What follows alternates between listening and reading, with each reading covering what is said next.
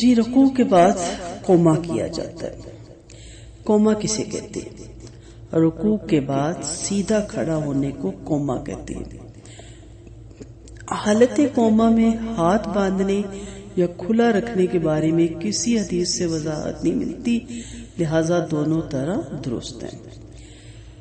لفظ قوما دیکھیں، ہم کہتے ہیں جی فلاں شخص قومے میں چلا گیا، سٹل ہو جاتا ہے، اسے کچھ ہوش نہیں ہوتی، وہ بالکل موو نہیں کرتا۔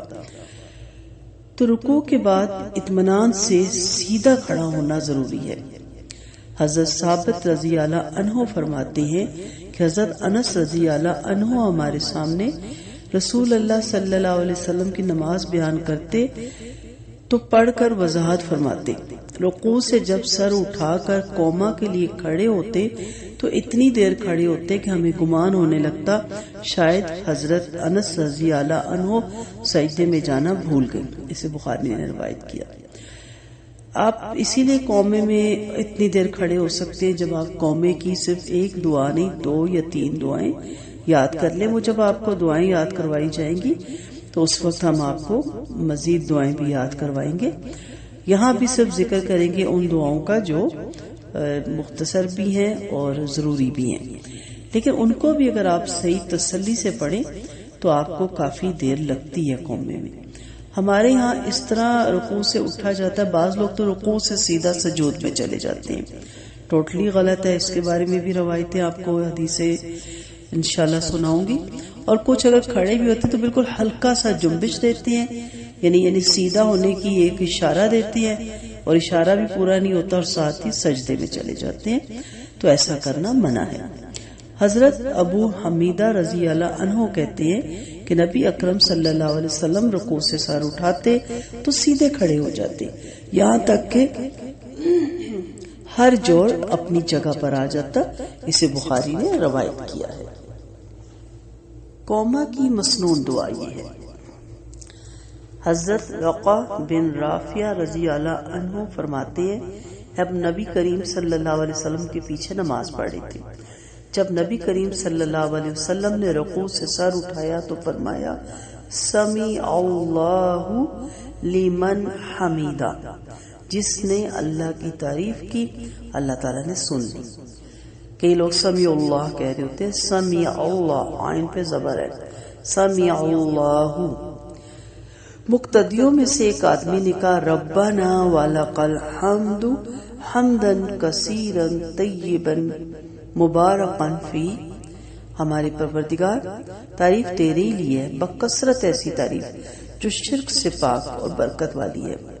جب نبی کریم صلی اللہ علیہ وسلم نماز سے فارغ ہوئے تو پوچھا یہ کلمات کہنے والا کون تھا؟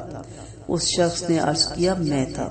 آپ صلی اللہ علیہ وسلم نے فرمایا میں نے 30 سے زیادہ فرشتوں کو ان کلمات کا ثواب لکھنے میں سبقت حاصل کرتے ہوئے دیکھا۔ اسے بخاری نے روایت کیا ہے۔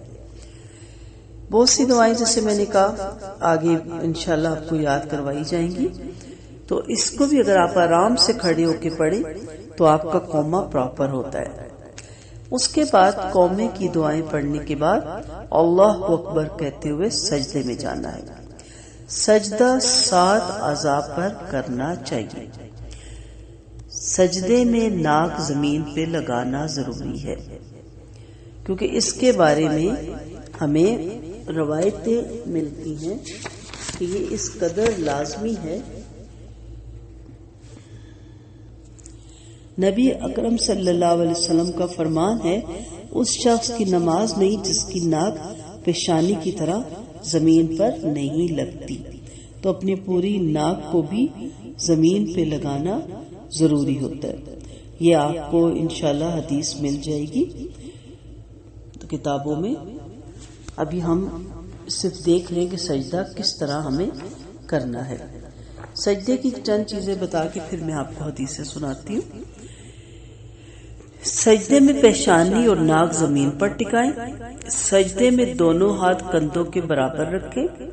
سجدے میں دونوں ہاتھ کانوں کے برابر رکھنا بھی درست ہے، یعنی جہاں آپ کا ماتھا سجدے میں گیا، جہاں آپ کے کان ہیں اس کے ساتھ بھی، اور کندھے کے برابر رکھنا بھی درست ہے۔ سجدے میں دونوں ہتھیلیاں اور دونوں گھٹنے زمین پر خوب ٹکائیں۔ پاؤں کی انگلیوں کے سرے قبلہ کی طرف مڑے ہوئے رکھیں اور دونوں قدم بھی کھڑے ہوئے ہوں.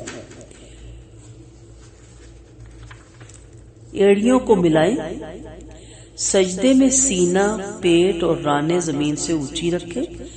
پیٹ کو رانوں سے اور رانوں کو پنڈلیوں سے جدا رکھیں اور دونوں رانے بھی ایک دوسرے سے الگ الگ رکھیں. بہت زیادہ الگ نہیں، لیکن تھوڑا سا گیپ نظر آئے. سجدے میں کہنیاں نہ تو زمین پر ٹکائیں اور نہ کروٹوں سے ملائیں، بلکہ زمین سے اونچی، کروٹوں سے الگ اور کشادہ رکھیں.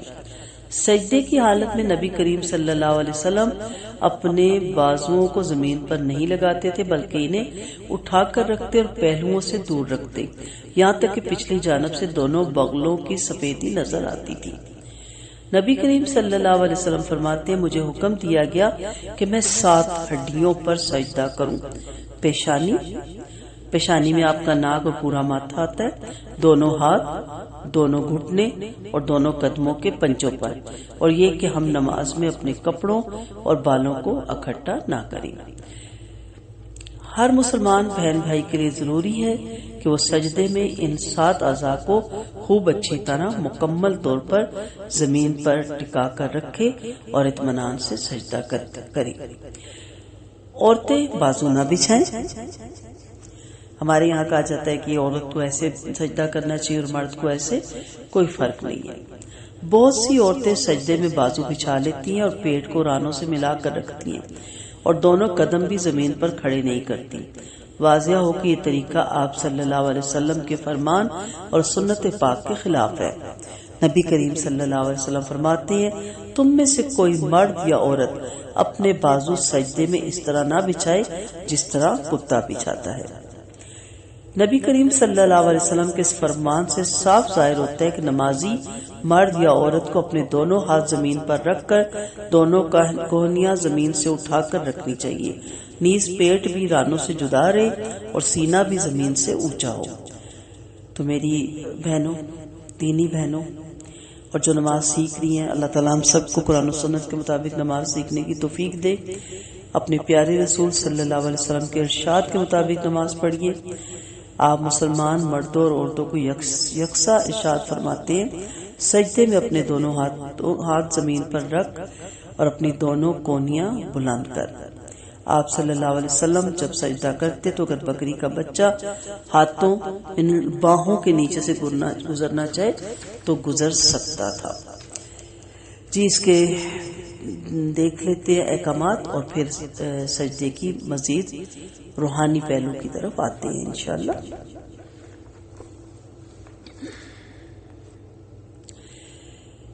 سجدے میں نماز میں کپڑوں بالوں کا سمیٹنا یا سنوارنا منع ہے.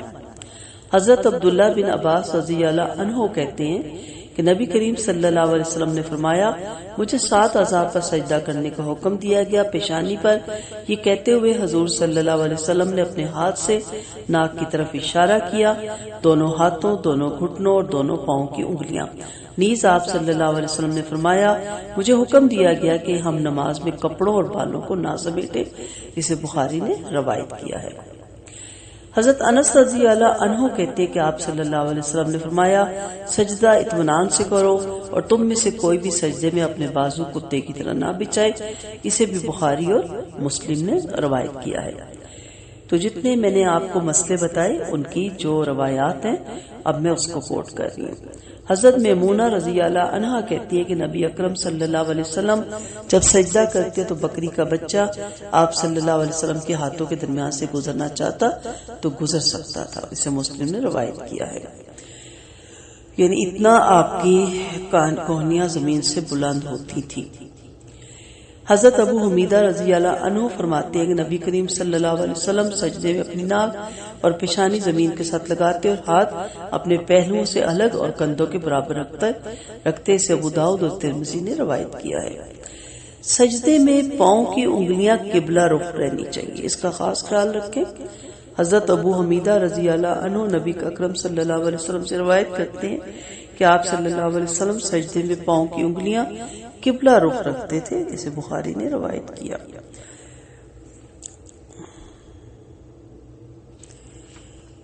تو رکوع سجود، قوما، اور آگے ہم مزید پڑھیں گے جلسہ اعتدال سے تقریباً ایک ہی جتنے وقت میں ادا کرنا چاہیے، نہ کہ کچھ جلدی اور کچھ دیر اور کچھ سلو، کچھ سپیڈ سے، ایسے نہیں ہونا چاہیے۔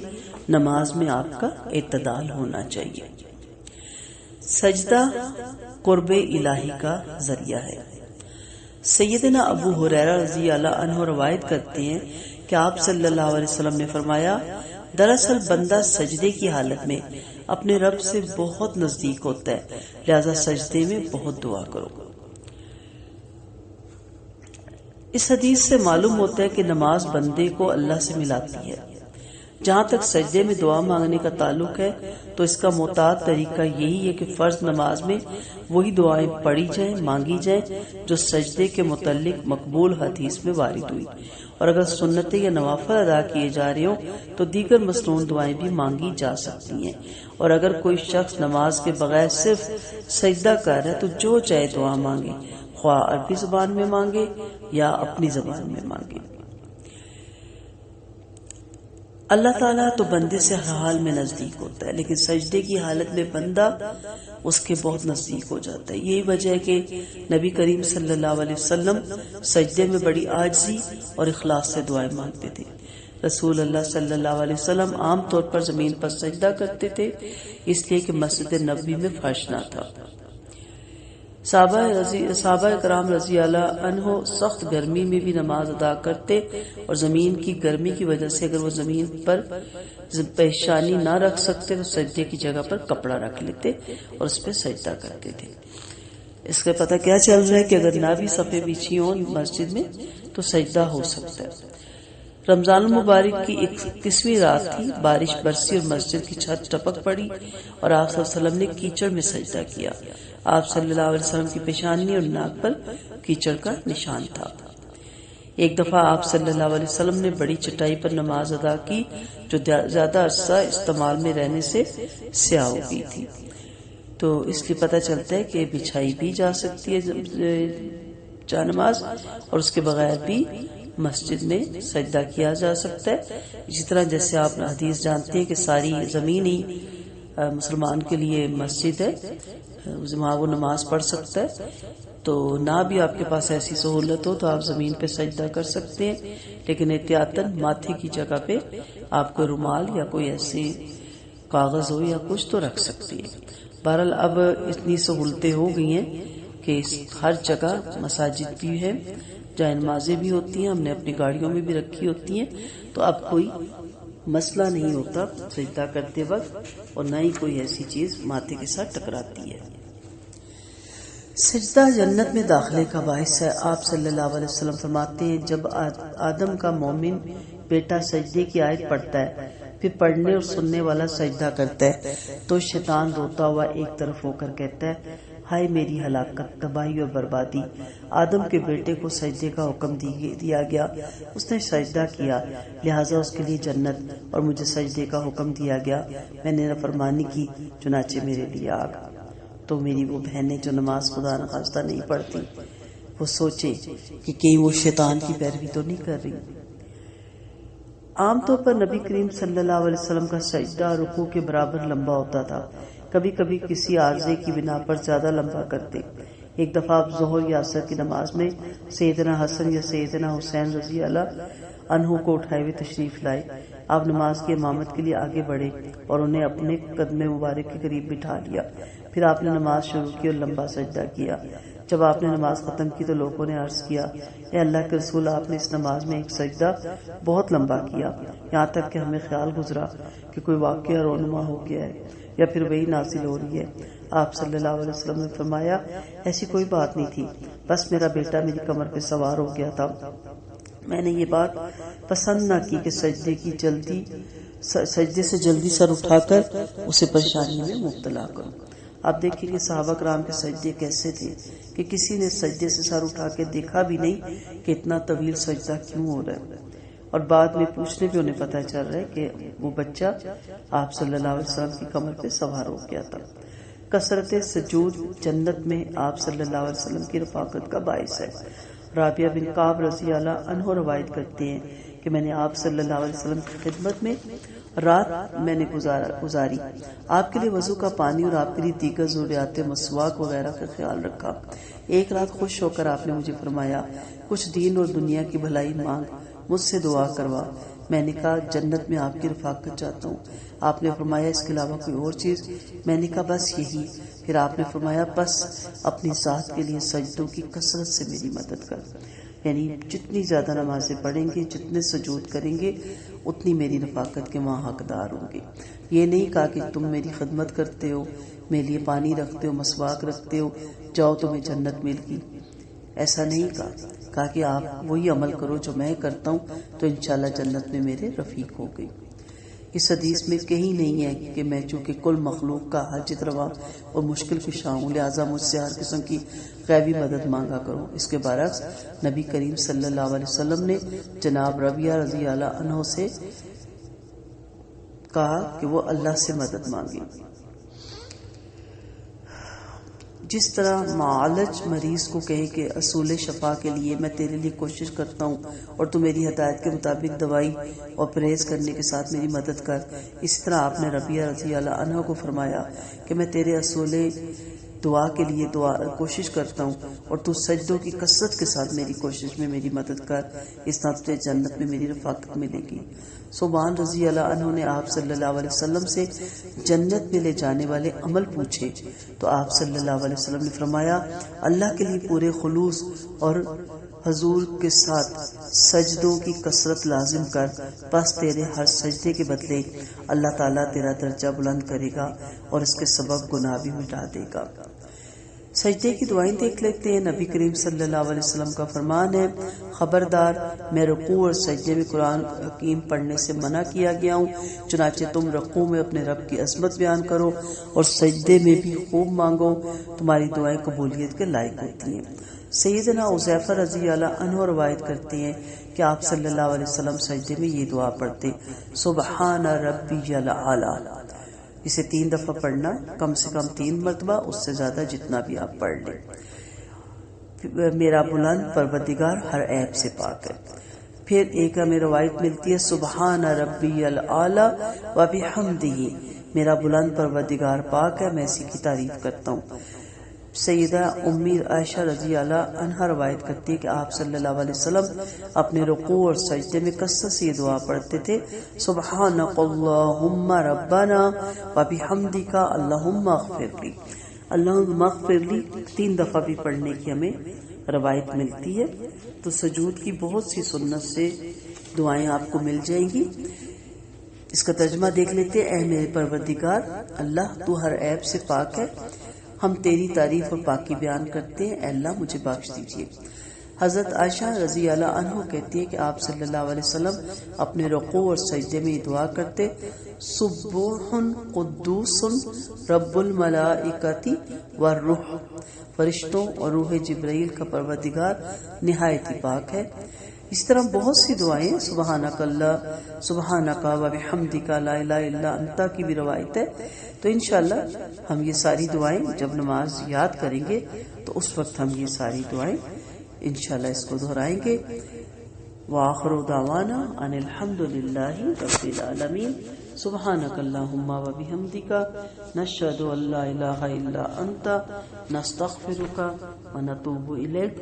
السلام علیکم ورحمۃ اللہ وبرکاتہ۔